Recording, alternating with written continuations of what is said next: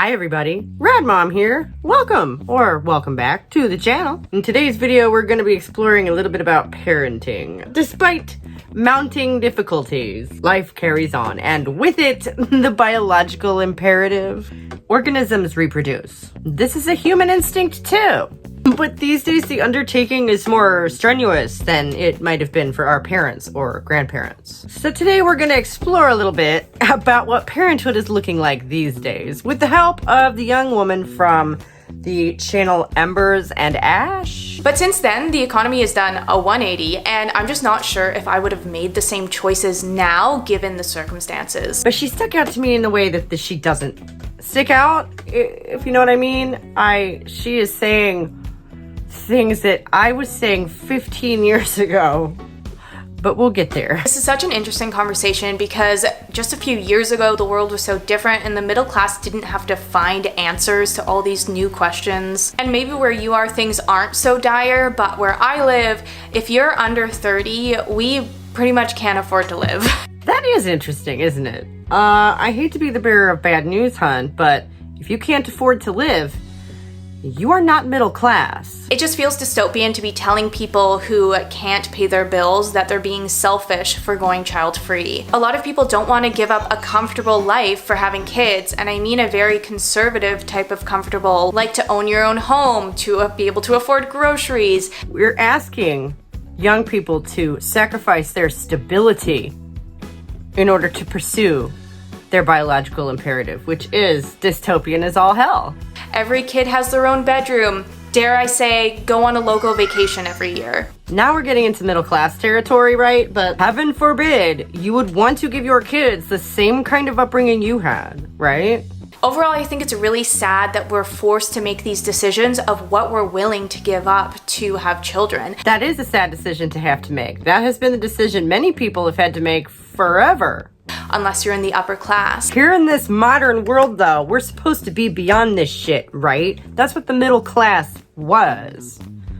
And I say was because I'm starting to get the feeling the only reason we still think that it exists is that people like her are still claiming it. But we have seen some people adapt. One of the biggest ways is through work from home options. While it can be crazy trying to juggle caring for the children and working at the same time, my children are eating Rice Krispie Squares and watching a show right now.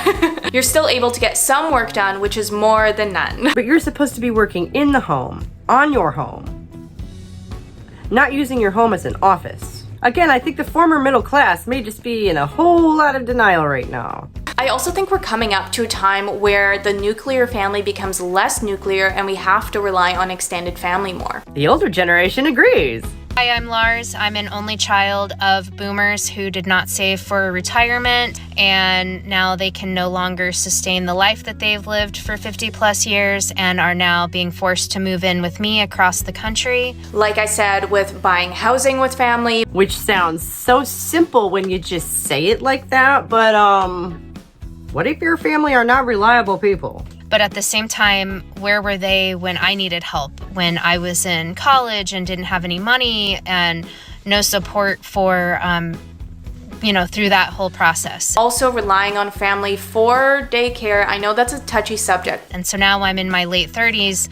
My parents are in their early 70s. Because not everyone has grandparents who are able to or willing to help with the children. And we're being faced with these big life changes. And it's really hard for me to navigate the space where I feel like I'm the only person that can help them and that is going to help them. I feel like I literally have no option. Not only may your parents be unwilling or unable to help you with your own children, they often pose their own burden, don't they? So then you end up just kind of the pillar that's keeping this tent standing, being pulled on from both sides. And with the declining birth rate looming over us and the implications it has on the economy in the years moving forward, you'd think government officials would be more inclined to help support people wanting to have families. You would think that. You would think that. One of the things I'm getting at here is that the millennials generation is getting just swallowed up in this generation gap, where a lot of boomers have absolutely refused to accept that they haven't died before they got old. And now it's falling to their kids who they were snotty about helping for the longest time. And that woman, Lars, was so kind about it, wasn't she? You cannot expect people who have never been helpful a day in their lives to all of a sudden turn around and become magnificent grandparents. This demographic crisis is already upon us because the baby boomers did not adequately replace themselves, so there just aren't enough young people not only to pay into the system to support them in their old age, but also like physically, materially, there are not enough children, grown children, to physically care for them. And what if you have somebody else running around in diapers? Another way to balance work is to trade off childcare with other moms that you know. Again, it doesn't all have to be a blood-related community. That sounds kind of culty. I have thoughts on that one. No wonder everybody is so isolated. If the minute your mind thinks of an unrelated community of people, you take it straight to cult. I mean, you've literally just described every community that ever existed outside of a family, right? And as we've established, not just the family unit, but the whole structure is breaking down at the moment. So the idea of turning to unrelated communities, non-blood related communities for assistance shouldn't feel weird. That shouldn't have stigma attached to it. That's not right. A lot of women will take turns watching each other's children, and this allows everyone to get one day off to work for that full day. Which is a lovely thought. I would have loved to do that when I was your age and I had my first son. I did not know anyone else my age who had kids. Everyone else I knew with a kid his age was 10 years older than me and married to a doctor and had a nanny. So that was not helpful to me, and I imagine it's not going to be helpful for a lot of other young women in your situation, because it's hard to meet other moms. It's kind of hard to get out, you know? Where am I going with this?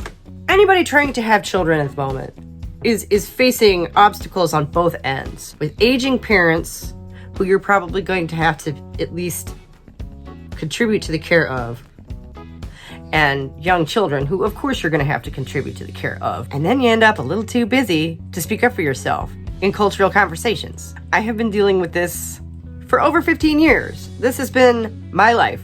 I was raised lower middle class, and boy, the nothing ate away the lower middle class quite some time ago. Welcome to the club, honey. I'm so sorry. Truly.